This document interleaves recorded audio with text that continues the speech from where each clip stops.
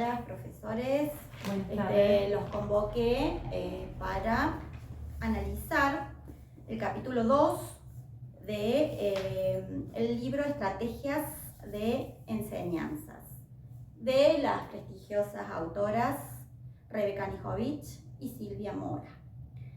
El capítulo trata de las buenas preguntas. Y acá viene la reflexión de qué son buenas preguntas. Sí, vamos a reflexionar sobre este capítulo, las quiero escuchar, cómo ustedes llevan a cabo esto en los distintos momentos de la clase, cómo es, por ejemplo, la apertura de la clase. A ver. ¿Cómo es el uso pedagógico de las buenas preguntas? Y generalmente lo que nos lleva a reflexionar el capítulo de este libro es si uno tiene plena conciencia de la importancia de las preguntas, de cómo preguntar y para qué preguntar. Y como bien decís vos, todos sabemos que la clase tiene 3 momentos. En el inicio de la clase, las preguntas tienen que ir dirigidas hacia recabar los conocimientos previos que tienen los alumnos sobre la temática que vamos a tratar.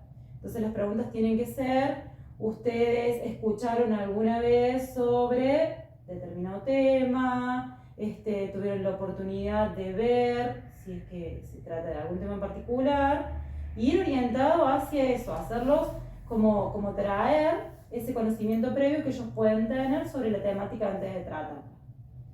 Excelente, porque bueno, es necesario que nuestros estudiantes se mantengan entusiasmados, ¿no? Entonces que veamos de reflexionar sobre nuestras prácticas y llevar propuestas áulicas más atractivas, diferentes, con distintas alternativas. ¿Qué opinan ustedes? Con relación al desarrollo de la clase, no sé. Me parece que lo que estaría bueno pensar del capítulo es la apertura que tiene hacia lo que es la construcción de una instancia de diálogo con los alumnos. Entonces se plantea esto de hacer una pregunta y que se toleren los silencios y que se tolere tanto por parte de los alumnos como por parte del docente la posibilidad de construir el conocimiento. Entonces, por ejemplo, va a venir esta cuestión de si las preguntas tienen que ver con que se responda a un contenido específico o porque está dentro de lo que es la planificación, o tiene que ver con la posibilidad de que los chicos construyan ese conocimiento que se les está proporcionando a partir de ese material, y entonces así puedan llegar a producirse, por ejemplo, nuevos conocimientos, nuevos saberes. Bien. Qué importante esto de saber escuchar, ¿no? Porque Súper importante. Y de hacer pausas. Estamos acostumbrados como a contestar sobre la marcha. Claro, es muy difícil. Generalmente la práctica docente por ahí es como esto de tolerar los silencios, de hacer una pregunta y que los alumnos no contesten y no dar ese espacio de la reflexión, o por ahí que algún alumno empiece como a querer esbozar una respuesta y automáticamente nosotros venimos a completar esa respuesta que no terminó, sin darles la posibilidad a ellos de una construcción real. Entonces la importancia por ahí de esa escucha a conciencia real, entendiendo que hay un otro con una personalidad definida, con una subjetividad diferente y que también nos puede enseñar algo.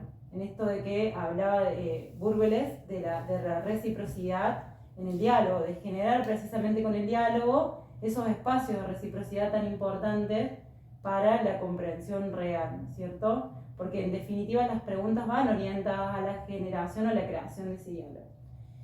Y me parece interesante, rescatar también que esto de lo que habla el apunte de los distintos tipos de preguntas, porque en realidad es como que la pregunta está tomada así como algo muy general y hay todo una importancia a la hora de preguntar el cómo y el para qué, que tiene que estar dentro de la planificación a la hora de armar una estrategia pedagógica. Hay que reflexionar sobre las preguntas que vamos a hacer en clase, no son preguntas que tienen que ir al azar, por más allá de que dentro del aula se va gestando por ahí dentro del diálogo y hay preguntas que salen de manera espontánea, tiene que haber una reflexión y una planificación sobre cómo vamos a preguntar y de qué vamos a preguntar. Claro, en los distintos momentos de la clase. Exacto. Esto que el docente se pregunte qué específicamente quiere que los alumnos adquieran, es decir, que hay una planificación de la tarea, pero que el docente tenga claro que cuando hace una pregunta, realmente hacia dónde quiere apuntar, no Exacto. solo a que sea respondida a partir de un aprendizaje mecánico y una respuesta mecánica. A mí me quedaba un poco resonando lo que planteaban en un determinado sector del capítulo en relación a que si los chicos realmente sabían cómo preguntar, esto de que a medida que los chicos van creciendo, las preguntas van siendo cada vez menos espontáneas. Es decir, un niño pequeño puede hacer una pregunta espontánea en una sala de 3 años, en una salita de 4 o 5, pero es más difícil encontrarse con preguntas genuinas, espontáneas, en alumnos de un secundario. Y esto tiene que ver con el paso del tiempo, con la misma socialización y las cuestiones vinculadas a que el niño va siendo cada vez más orientado por la educación secundaria, primaria o que sea, pero sí la socialización. Entonces cada vez se encuentra menos cantidad de preguntas espontáneas y siempre más respuestas dirigidas a partir de lo que se espera que el chico sepa responder. Muy Exacto. interesante, muy interesante. Exacto. Bueno, entonces en el desarrollo se busca que las intenciones, de qué estoy buscando yo con esta pregunta, ¿no? Con este contenido, ¿qué quiero que aprendan? ¿Por qué? ¿Para qué? Y a la vez verificamos si comprendieron o no, ¿sí? ¿Es así? Exacto, sí. ¿Qué más? Y hay que promover la reflexión en los estudiantes, así como lo que estamos promoviendo ahora, ¿sí? Para justamente formar alumnos críticos y reflexivos. Y bueno, y por supuesto hacer el cierre de la clase Con las preguntas pertinentes para saber si adquirieron el conocimiento, si comprendieron las consignas, si incorporaron el saber. Entonces es, bueno, ¿qué reflexión sacamos de todo esto? Tienen que ser preguntas dirigidas a realmente ver si comprendieron la temática de la clase de una manera genuina, ¿no es cierto? Bien. Y cerrando este capítulo, ¿qué sería, digamos, la reflexión que podríamos hacer final?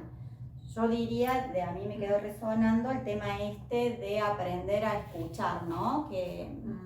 Y aprender a hacer silencios para poder en ese silencio reflexionar. ¿Qué opinan ustedes? Que es muy interesante eso que vos planteas porque las preguntas también encierran esto de los silencios en las respuestas y me gustó también lo que planteó Ana sobre el también entender que los alumnos pueden preguntar, porque generalmente somos los docentes los que preguntamos en la clase y que los alumnos también se sientan en la libertad de poder plantear buenas preguntas, porque las buenas preguntas no solo salen desde el lado del docente, sino desde el lado del alumno en esta reciprocidad que está en las enseñanzas y en los aprendizajes que se dan en la interacción en el aula. Bueno, rescato una cita de Domenech, ahí mismo en el artículo, que dice: cuando alguien nos habla, lo hace desde su personalidad, desde su experiencia, desde su subjetividad. Escuchar es uno de los mejores antídotos contra la exclusión. Escuchar conlleva aceptar la individualidad del que habla. Gracias. Precioso, excelente, muy buena reflexión. Les agradezco, queridas docentes, y a seguir reflexionando y poniendo en práctica esto en el aula. Muchas gracias. Gracias.